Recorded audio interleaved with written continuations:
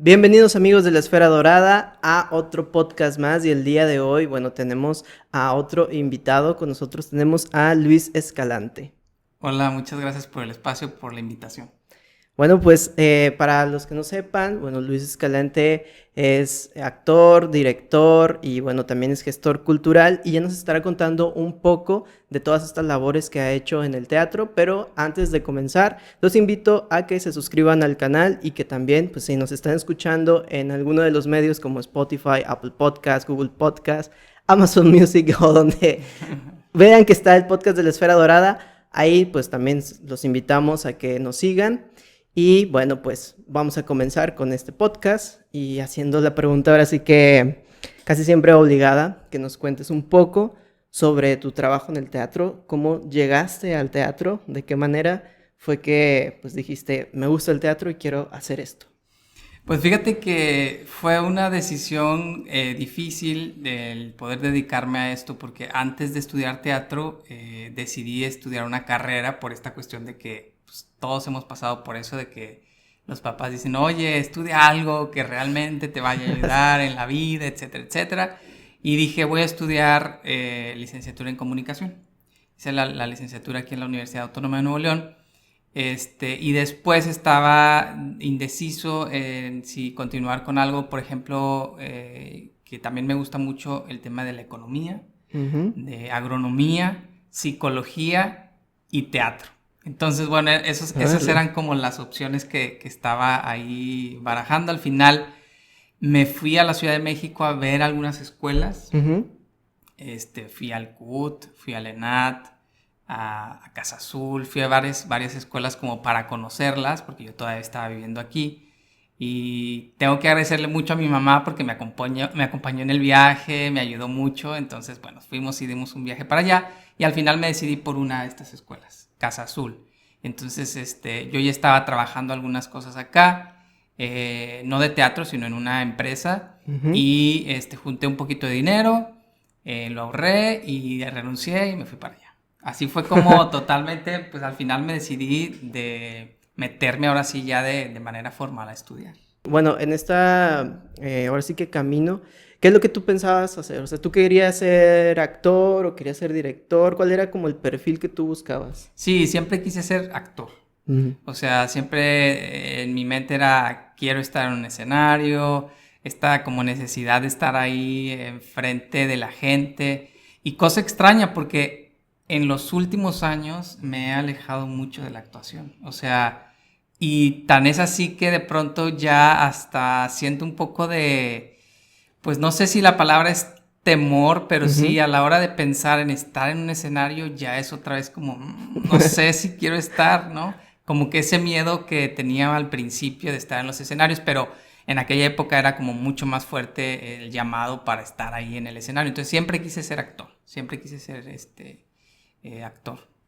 En andar de la actuación, yo te vi en un montaje que se llamaba El concreto y la sed. Sí. Y ahí, la experiencia de esa obra, que era como teatro de lo grotesco, ¿no? Sí, teatro ¿Así? de lo grotesco, teatro de bufón, sí.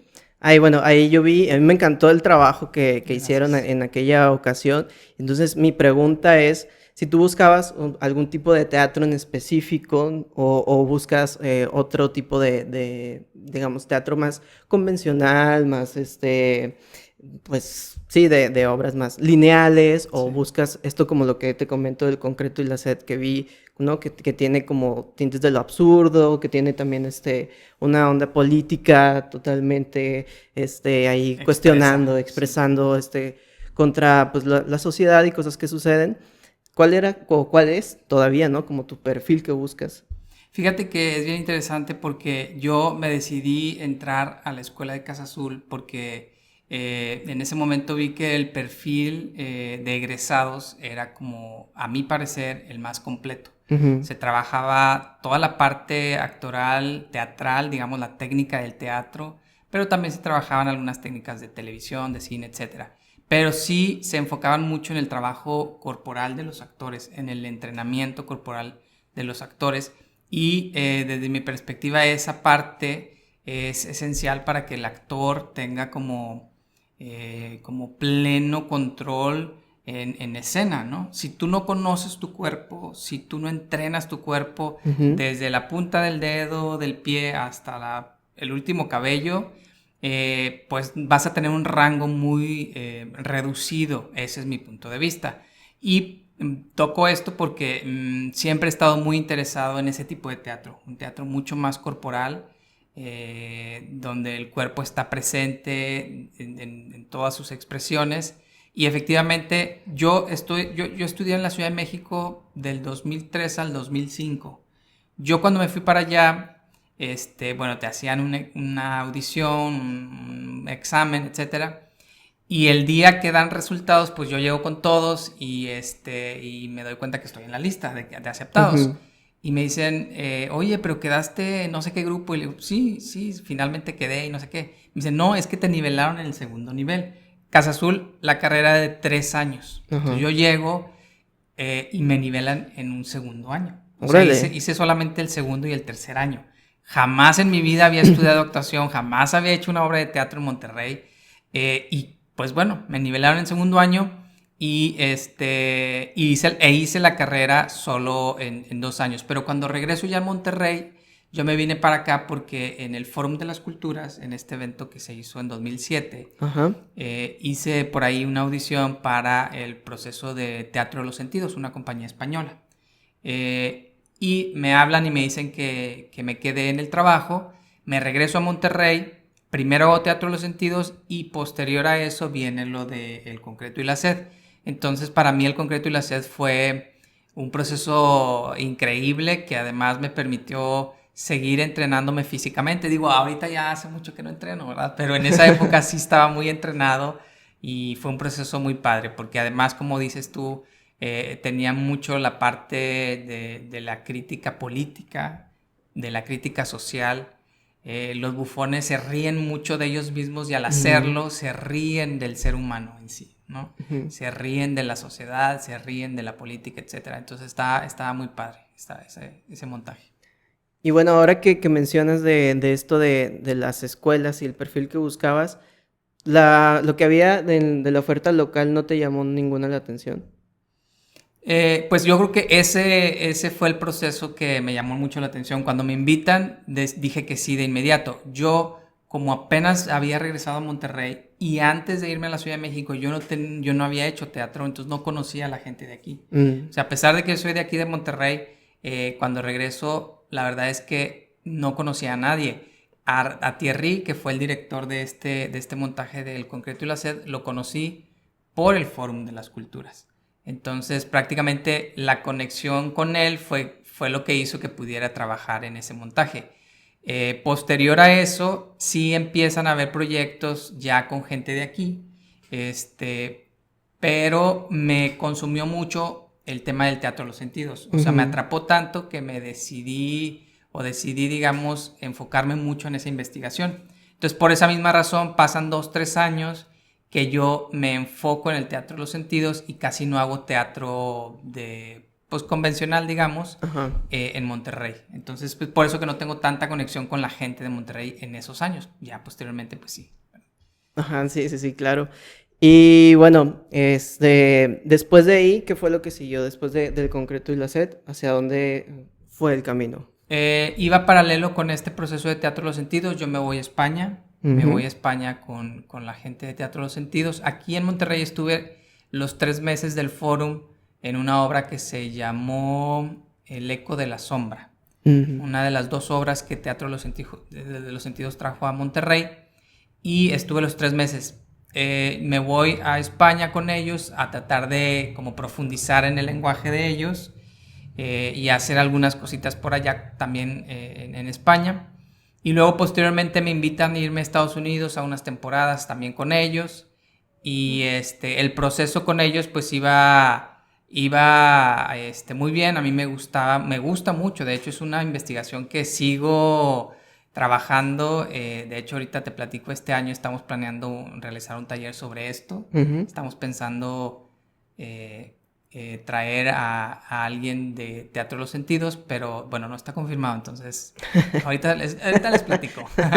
Entonces ese proceso fue paralelo al montaje del Concreto y la Sed. Posterior al Concreto y la Sed, armamos esta compañía regiomontana con este lenguaje de teatro de los sentidos que se llamó Los Habitantes. Sí. Los Habitantes estuvimos haciendo montajes en la Casa de la Cultura de Nuevo León, en la nave Generadores del Parque Fundidora.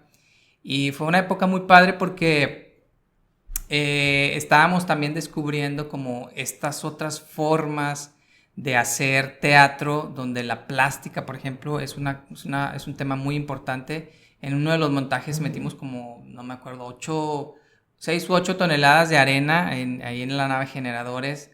Hicimos como una especie de desierto. Entonces estaba increíble porque hacías como toda una cámara oscura y ponías una iluminación solo en el centro. Entonces la gente cuando entraba pues veía un desierto inmenso, ¿no? En su imaginación se sentía que era muy grande. Entonces la parte de la plástica del teatro de los sentidos era algo que descubrimos y que nos gustó mucho también. Pero sí, hicimos teatro de los sentidos a la par de eso. Posterior hice un proceso con Iván Domínguez Asdar que se llamó... ¿cómo se llamó la obra? Ya se me olvidó. Ahorita me acuerdo, pero fue un proceso ya de más teatro convencional, de una obra, digamos, escrita, etcétera, etcétera, porque hay que decir que el Concreto y la Sed fue una creación colectiva, no había un texto dramático. Entonces, entre todos los actores, donde estuvo Marlene Danlí, Juan Luna Maldonado, que por cierto les mando saludos, los estimo mucho a ellos dos, porque finalmente fueron con quienes estuve trabajando estos procesos aquí en Monterrey.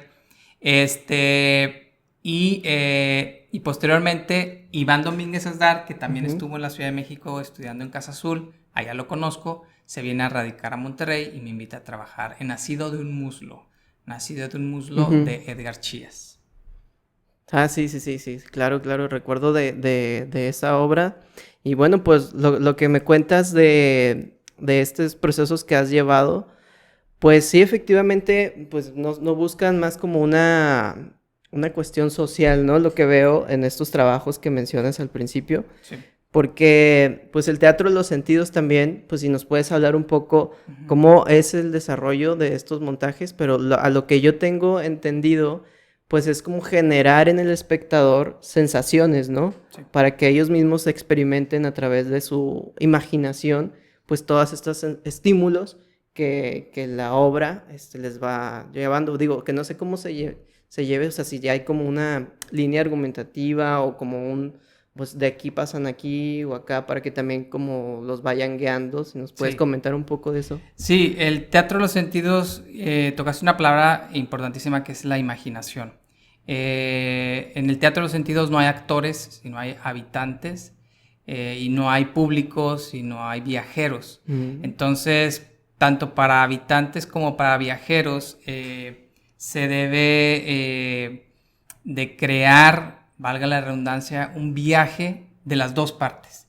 Entonces los habitantes también viven esta experiencia, este viaje junto con los públicos y con los viajeros, pero lo que se busca es que a través de sus experiencias, o sea, de las experiencias de los públicos, se cree una experiencia de vida para ellos. Entonces, en el proceso creativo de un montaje de teatro de los sentidos, se elige tal vez un tema, y a partir de ese tema se van construyendo una serie de momentos dramatúrgicos o de espacios, de laberintos, donde los públicos van transitando en diferentes espacios y el público se va topando a diferentes habitantes, a diferentes actores.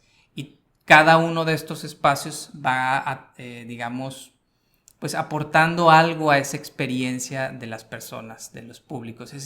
Se trabaja muchísimo el tema del silencio, de la penumbra, de la oscuridad, y esto lo que hace es que la gente vuelva a estar en solitario otra vez, porque la vida regularmente, esta vida cotidiana nos mantiene siempre pensando qué vamos a hacer, esto, aquello, siempre el trabajo.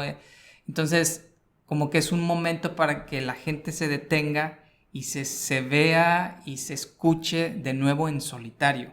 Y cuando eso pasa, la gente de pronto tiene vivencias muy poderosas. Entonces, al final de los espectáculos, regularmente la gente nos escribía, por decir algo, nunca estudié el piano, siempre quise haberlo hecho, etc. O sea, cosas muy íntimas. Entonces, pues ahí se logran este tipo de experiencias muy profundas y muy poderosas para la gente. Obviamente se trabaja en dramaturgia de olores, de sensaciones, de sonidos, visuales, etcétera, donde se involucran prácticamente todos los sentidos, incluso del gusto, ¿no? Órale, suena pues bastante interesante lo que mencionas y sobre todo eso, ¿no? Que la gente experimente sobre sus propias emociones, ¿no? Sí. Y sus propios sentimientos e imaginación, porque regularmente en el teatro pues uno ve una puesta en escena y pues ya le van diciendo como una temática, una ideología en esa misma obra, pero acá es el propio espectador que más bien se está viendo a sí mismo, ¿no? Así es, totalmente. Sí. No tanto como a los otros, no tanto como esto que el teatro no es que no lo haga, sino que ya sabemos que es como el espejo de la sociedad, como se dice que es el teatro, pero aquí es el espejo sobre sí mismo. Eso que acabas de decir es importantísimo. O sea, como en el teatro convencional, efectivamente se ven ellos, pero reflejados en alguien más. Y en este tipo de teatro son ellos los que están viviendo la experiencia. Entonces, por lo tanto, de pronto puede ser mucho más profunda. Hay varios formatos de teatro de los sentidos, pero el que más me gusta a mí es el individual, donde la gente, el público entra de uno en uno a vivir la experiencia. Cada 5 minutos entra un nuevo viajero y entonces todo el montaje es solo para él. Él viaja solo en este laberinto, entonces las experiencias son bien potentes. Wow, sí, suena bastante interesante y ojalá que ahorita como mencionaste se vuelva a retomar estos trabajos. Pero bueno, ahora cuéntanos, lo último que vi de ti en montajes fue lo del mito de Sísifo, ¿no? El mito de Sísifo, sí. Esto es parte de una trilogía sobre el absurdo, no sobre el teatro del absurdo, sino del absurdo en general. E iniciamos eligiendo este mito de Sísifo que, para quienes no lo conozcan, versa sobre un hombre que tiene que subir a una montaña cargando una roca. Y cuando sube al punto más alto, la roca cae y él tiene que volver a bajar por la roca y volverla a subir. Esto por la eternidad. Entonces, pues es una metáfora sobre el sentido de la existencia del ser humano. ¿Cuál es el sentido de la existencia? O sea, subir y bajar por la eternidad, trabajar de 8 a 8 todos los días, etcétera, ¿no? Entonces tomamos este mito, esta historia como el germen, y la verdad es que surgió un espectáculo pues muy sui generis. O sea, la verdad es que la gente al final decía, qué chido, o guácala, no entendí nada, ¿no? Entonces, era bien padre. Yo ahora lo vi hace como un mes, volví a ver el video de la obra de Sísifo, porque Juan Luna Maldonado, que también participó en esta obra, me pidió el video y dije, ay, lo voy a ver.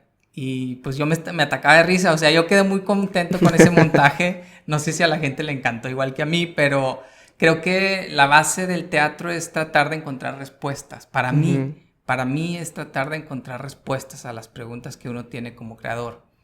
Y con ese montaje, pues tratamos de ahondar mucho sobre encontrar el sentido de la existencia del ser humano. ¿Cuál es el sentido de nuestra existencia? ¿Para qué estamos aquí?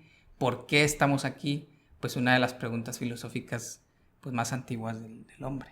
Y como lo mencionas, pues es que este mito de Sísifo, y bueno, supongo que tomaron como base a Albert Camus, sí, la obra del mito de Sísifo, sí. Y pues sí, efectivamente, o sea, pues toda esta cuestión de la existencia que a veces pensamos que no tiene un sentido, ¿no?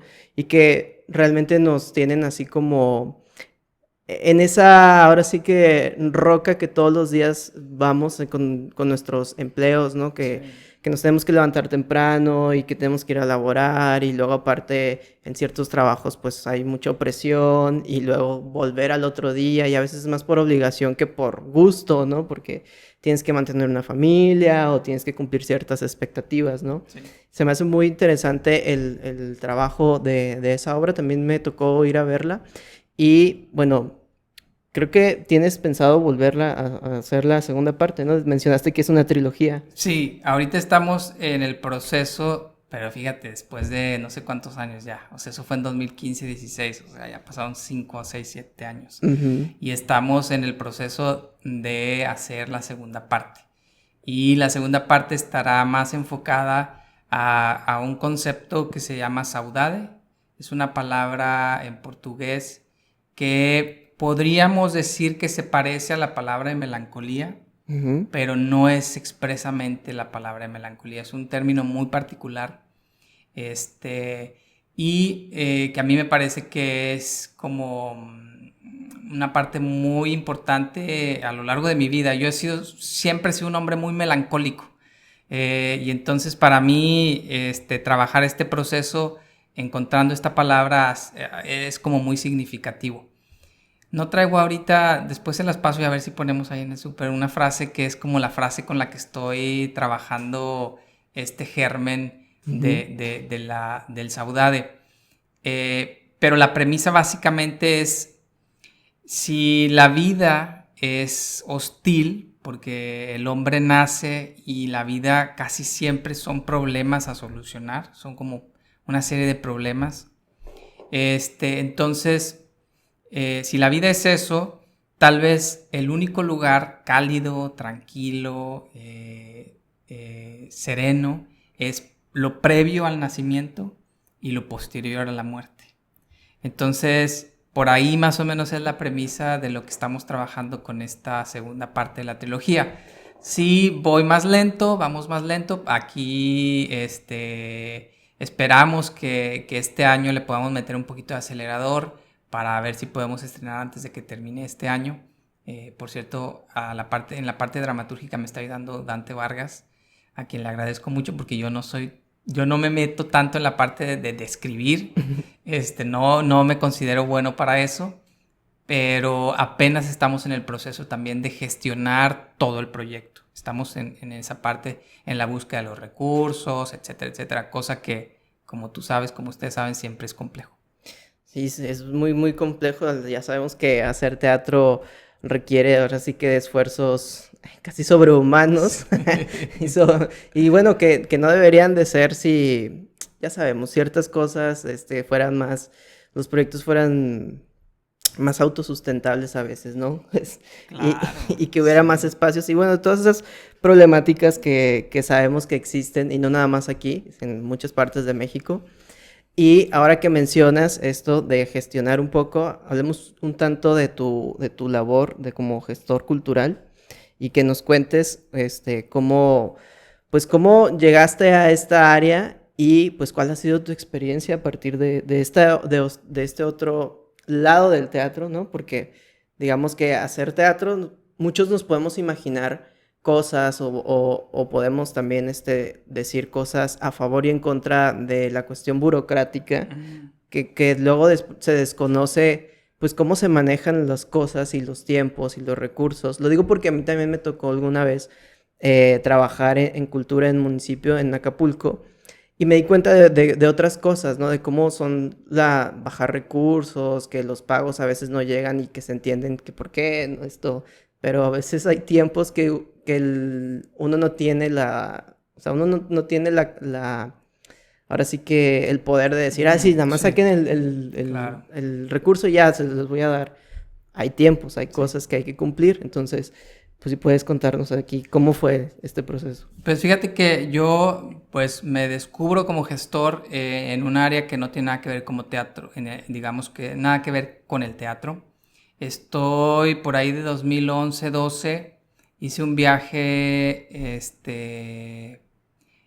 a Europa y ahí me topo con un evento que se llama Flash Mob, que le llamaban en ese momento Flash Mob. Para mí era algo como que pues que no conocía. y me doy cuenta de un evento que hacen allá en la Torre Eiffel, era que se detenía la gente, como que se quedaba congelada en un lugar, o sea, se convocaba a toda la gente que quisiera, llegaban, se congelaban a cierta hora, entonces parecía que la ciudad se había detenido, cosa que me pareció padrísima. Y pues regreso a Monterrey y empiezo a gestionar este proyecto del Mundo se detiene, así se llamó. Que por cierto, después de ese, lo hicimos en el Paseo Santa Lucía y nos fue súper bien porque tuve como que se empezaron a estructurar muchas cosas y a dar muchas cosas. Fui a los medios de comunicación un poquito más comerciales, me invitaban y convocamos a mucha gente, entonces fueron como 3,000 personas en el Paseo Santa Lucía. Hay notas por ahí de prensa y cosillas por ahí, si lo buscan, el mundo se detiene. Y fue así como un súper evento para mí. Y a partir de ahí me doy cuenta como que esta parte de gestionar era también importante para cualquier proceso creativo o cualquier proceso artístico. Después de eso hago un proyecto que se llama México está listo, que era como tratar de visibilizar de que en México también las cosas se podían hacer bien y de manera legal. Y entonces era visibilizar de que México estaba listo para poder ser un mejor país. Yo siempre he sido como muy defensor de mi país. Yo creo que México sí está cambiando para bien en algunas cosas. Obviamente nos falta mucho, pero sí creo que, pues como cualquier otra sociedad del mundo, podemos transitar hacia un mejor país. En fin, a partir de ahí suceden muchos eventos, pero es así como me descubro como gestor, no en el teatro. Y luego posteriormente obviamente empiezo a gestionar cuestiones de teatro, mucho de ópera, de música. En 2015, por ahí, no, 2013, bajé recursos de México en Escena, del IMBA a nivel nacional. Estuve produciendo una orquesta de música barroca, etcétera. Así es como me meto en la parte de la gestión y ahí me doy cuenta de que, bueno, pues es una parte muy importante dentro del eslabón de todas las pues las etapas que requieren los procesos creativos. Ahí en 2015 tuve el honor de que la revista Forbes México me hiciera un artículo relacionado a la labor que estábamos haciendo desde mi compañía que se llama Grupo La Nave, que alberga a diferentes proyectos. Nos hicieron una nota en Forbes México sobre justamente la gestión que estábamos haciendo como creadores artísticos, ¿no?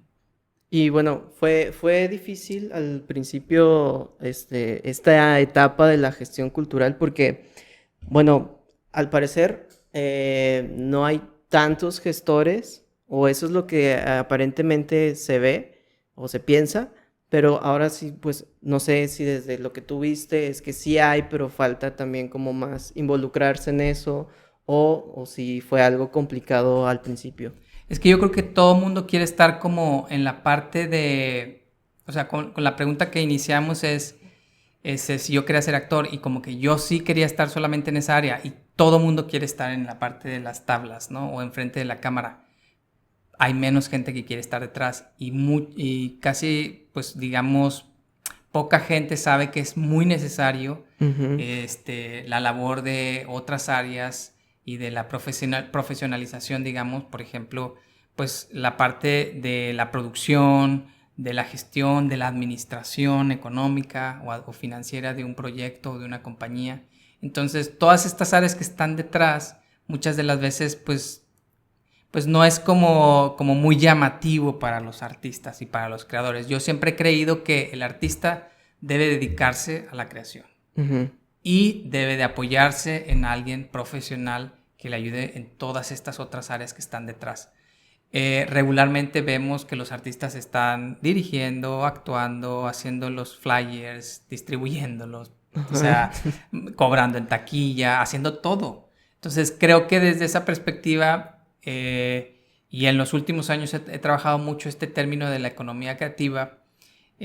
Pues es muy importante que nos profesionalicemos o que el sector se profesionalice y que cada vez más echemos mano de los profesionales. O sea, yo no puedo estar iluminando porque no soy iluminador. De la misma forma en como digo, yo no soy dramaturgo y no puedo estar escribiendo las obras de teatro por creer que yo soy bueno pues no es suficiente. Ujú. Sí, sí, sí, claro, se necesita que cada parte en su área pues haga su trabajo para que Sí, todo pues salga mejor y en armonía y que pues se puedan enfocar cada quien en lo suyo, ¿no? Y que así no es. tengamos que depender de todo lo que uno mismo puede hacer. Sí, totalmente. Que cada uno en su labor pues ahora sí que se dedique a eso, porque sí es cierto, todos queremos luego de pronto, es que yo también me identifico Sí. con esos que queremos hacer de todo.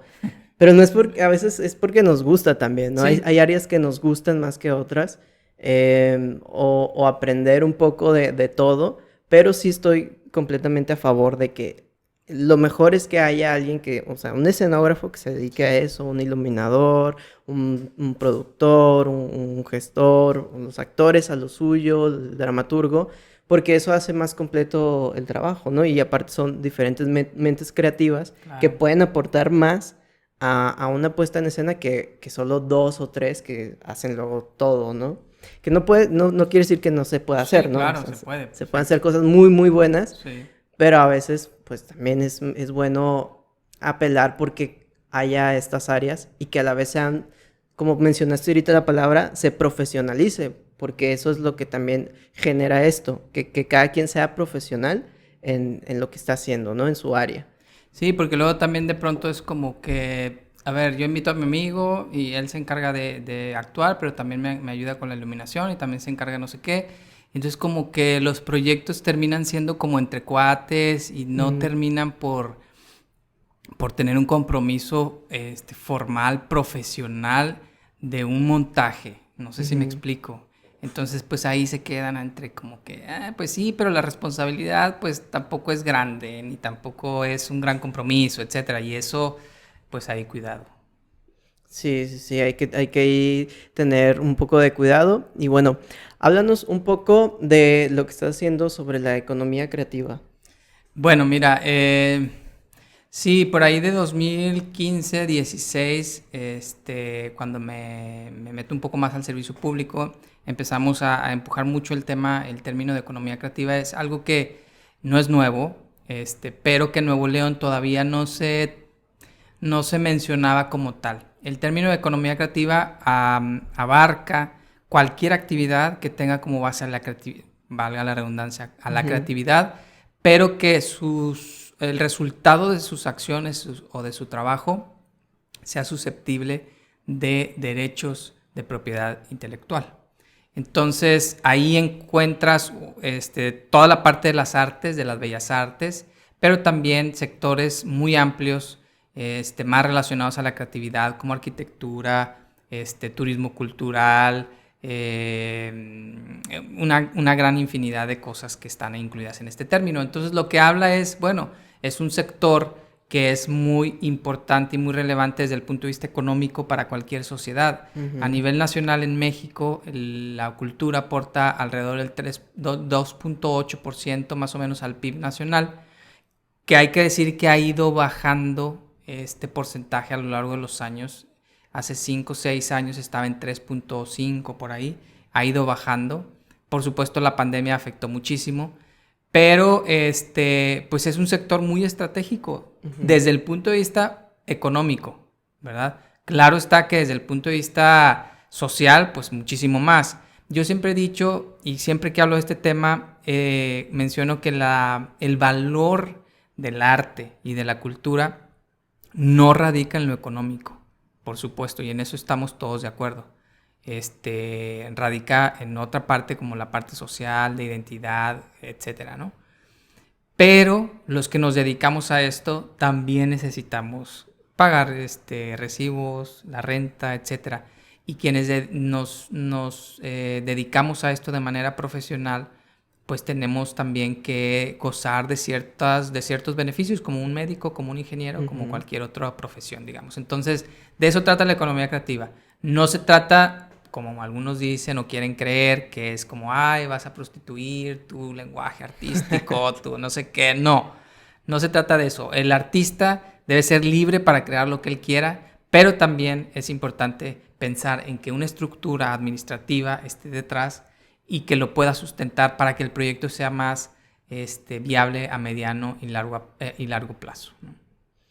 Y bueno, pues con todos estos conceptos de, como de economía creativa, o sea, cómo se aplica ahora sí que actores, directores, y cómo, o sea, llegan a eso. Por ejemplo, yo desconozco, pues ahorita que lo estás mencionando, sobre eso, o sea, cómo lo llego a aplicar, por ejemplo, en mí. Pues yo creo que es esto que platicamos hace un momento de la profesionalización y de Ujú, decir, a ver, mi compañía teatral es una empresa cultural ujú, que puede ofrecer un servicio que es un montaje teatral, pero que como cualquier otra empresa, también puede ofrecer otros servicios. O sea, se diversifican los servicios y también mm, obtienes ingresos por dar clases, pero también obtienes ingresos por dar asesorías a empresas y también obtienes ingresos, etcétera. Entonces, ver tu proyecto teatral como una empresa cultural. ok. Y vuelvo al tema, o sea, porque luego la gente se rasga las vestiduras. No estoy hablando de que, ay, vas a mercantilizar. No, no, no, no. Simplemente es encontrar la forma de que el proyecto sea autosustentable desde el punto de vista económico a mediano y largo plazo. Hace tiempo, platicando con el director del sistema de teatros de la Ciudad de México, él me decía, nosotros estamos enfocados en algo, vender boletos. O sea, Ujú, y me pareció increíble su visión. Es decir, el sistema de teatros de la Ciudad de México alberga proyectos desde experimentales hasta proyectos más comerciales. Pero ellos tienen muy claro, hay que vender entradas, porque eso ujú, es la única forma de que se mantengan los proyectos viables y que, pues, que el proyecto o que tu discurso artístico llegue a más gente, ¿no? Entonces, como tener esta otra visión de las cosas y pensar que también tu producto artístico tiene un mercado, no un mercado, un público específico al quien vas a llegar. Si yo produzco teatro para niños, pues tengo que tener un lenguaje muy específico y muy particular que me pueda ayudar a conectarme con esos públicos. ujú. Pero si yo no sé a quién voy dirigido, finalmente el proyecto nunca encuentra su rumbo y tampoco lo que va a pasar es que va a llegar a un teatro, no va a vender boletos y no va a pasar de una temporada. Entonces, esta visión de la economía creativa es verlo con otra perspectiva, más o menos por ahí por donde lo que hemos comentado. Órale, sí, me parece muy como interesante porque yo no creo en eso de que pues no se tenga que pensar en el mundo del arte o del teatro sobre lo económico, sino al contrario, se tiene que pensar en eso porque hacer una obra cuesta y Claro. tener ensayos cuesta, o sea, el tiempo de las personas también cuesta y así como nos cuestan muchas cosas en la vida, o sea, en nuestra vida como los servicios que tenemos en casa o los servicios de streaming o cualquier cosa, o sea, comprar alimentos, comidas, todo eso cuesta. Entonces, tenemos que pensar en eso porque es algo que a final de cuentas es lo que nos gusta, porque si no, después de ahí pasa lo que a muchos les pasa, o nos pasa, que tenemos que hacer otras labores que no tienen nada que ver Exacto. con lo que hacemos realmente o que no pensábamos que teníamos que hacer lo que lo íbamos a hacer. O sea, digamos que dentro de esas otras labores, lo más que no está tan mal es que se den clases, pero tú cuando estudiaste no deseas, voy a dar Ujú, clases, o sea, ujú. voy a ser maestro, voy a ser un docente terminando aquí. A lo mejor hay quien sí, pero la mayoría es que no. Sí. O sea, no dices, ay, voy a terminar dando clases. Entonces pensar en cómo voy a sobrevivir con esto, pues es totalmente válido y No, no tiene nada malo. y además acabas de comentar algo bien interesante porque incluso el respeto a nuestros propios compañeros, o sea, yo no puedo hacer un proceso de creación de 3 meses donde no le pago los ensayos a los Ujú, compañeros, o sea, y los tienes, ellos sí gastan en trasladarse, ellos gastan en esto, en otro, y al final, si no lo hacemos, seguimos en esa visión de hacer teatro entre amigos, sin un ujú, compromiso, o sea, es el respeto por la profesión lo que me ujú. parece que es más importante en este término. Sí, totalmente, porque pues sabemos que es difícil y luego también es saber, pues saber vivir con tu propio proyecto, ¿no? O sea, con tu propia obra, con tu propia compañía, porque después resulta que también muchos están esperanzados para ganar apoyos y becas y pues no alcanzan para todos. O sea, esos apoyos, esas becas, solo van a estar beneficiados 5, 6 compañías cuando en realidad hay 20, 30, ¿no? Entonces, ¿qué es lo que se tiene que hacer? Sí, si esas 20 o 30 no son autosustentables, pues van a terminar muriendo los proyectos. Entonces, qué bueno, y eso es una obligación del Estado, el dar apoyos, y es una obligación pues que ahí está, pero si yo no recibo ese apoyo, o aunque yo reciba ese apoyo, debo de convertir mi proyecto en un proyecto sustentable desde el punto de vista económico. Perdónenme si alguien no está de acuerdo.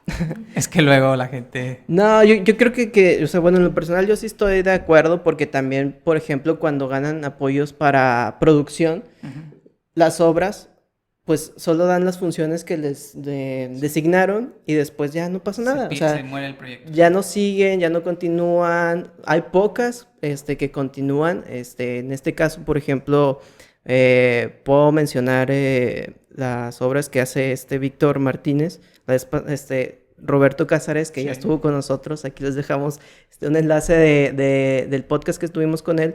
Pues nos mencionó, por ejemplo, en la obra que trabaja con Víctor Hernández, que llevan ya como 2 años con Radio Piporro. Está increíble, sí. Y van para 70 y tantas obras, funciones, que para un proyecto independiente la verdad es mucho, ¿no? Es bastante. Qué bueno que todos los proyectos fueran así. Y sí, a eso es lo que voy. O sea, ojalá todos tuvieran esta visión de decir, no, pues voy a tratar de que el proyecto siga y siga y siga, aunque me tarde, ¿no? Porque eso también, mucha gente piensa que esto tiene que ser como inmediato. De que ya tuve estas funciones, ya voy a tener funciones todos los fines de semana de todo el año.